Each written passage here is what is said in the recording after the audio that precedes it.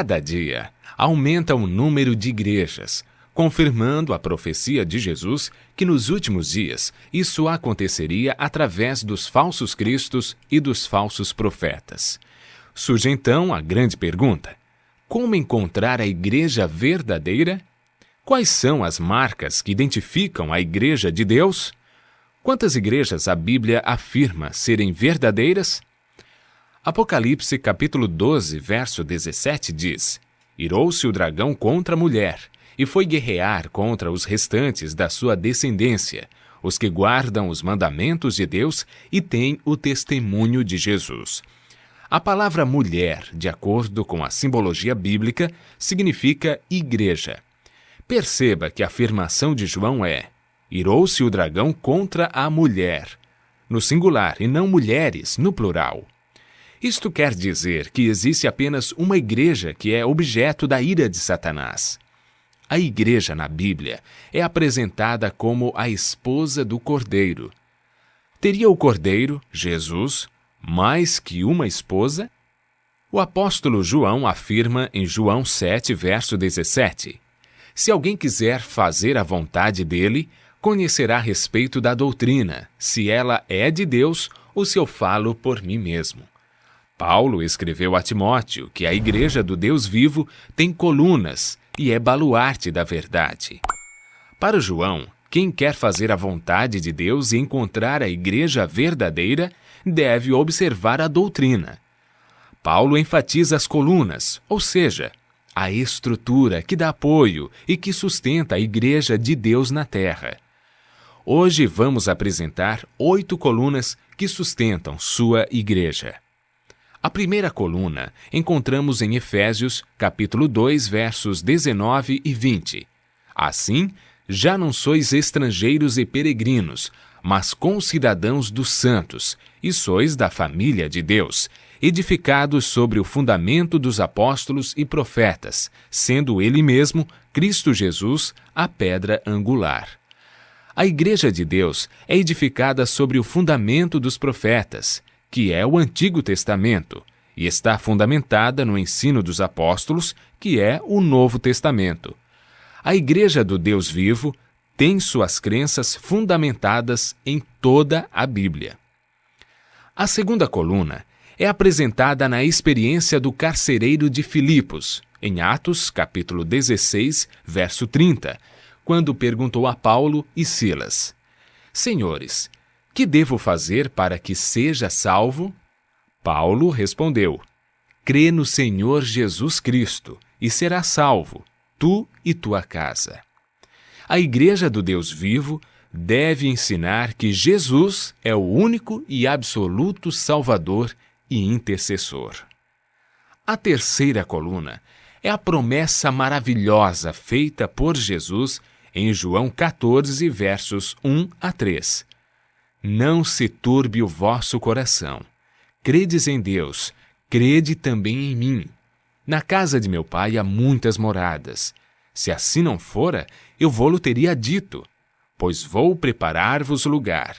E quando eu for e vos preparar lugar, voltarei e vos receberei para mim mesmo, para que onde eu estou, estejais vós também.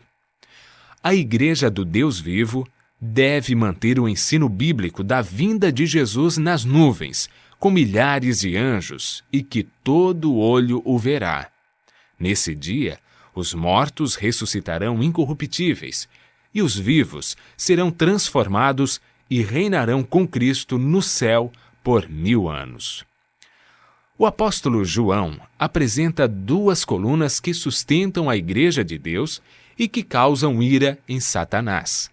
Apocalipse, capítulo 12, verso 17, diz que o dragão irou-se contra a mulher, a igreja, e foi guerrear contra os que guardam os mandamentos de Deus.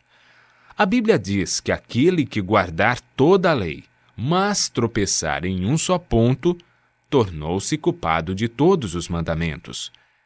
Aquele que diz, eu o conheço, e não guarda os seus mandamentos, é mentiroso, e nele não está a verdade. A quarta coluna da Igreja do Deus vivo é a aceitação da lei de Deus como norma e prática para seus membros. Nesse mesmo verso, encontramos a quinta coluna da verdade. O apóstolo João afirma que essa igreja mantém o testemunho de Jesus. Apocalipse 19, verso 10, afirma que o testemunho de Jesus é o espírito de profecia, ou seja, dentro da igreja que segue os 10 mandamentos, Deus dotaria alguém com o verdadeiro dom de profecia. Deus sempre teve seus profetas no meio do seu povo. A igreja do Deus vivo deve ser guiada pelo dom de profecia.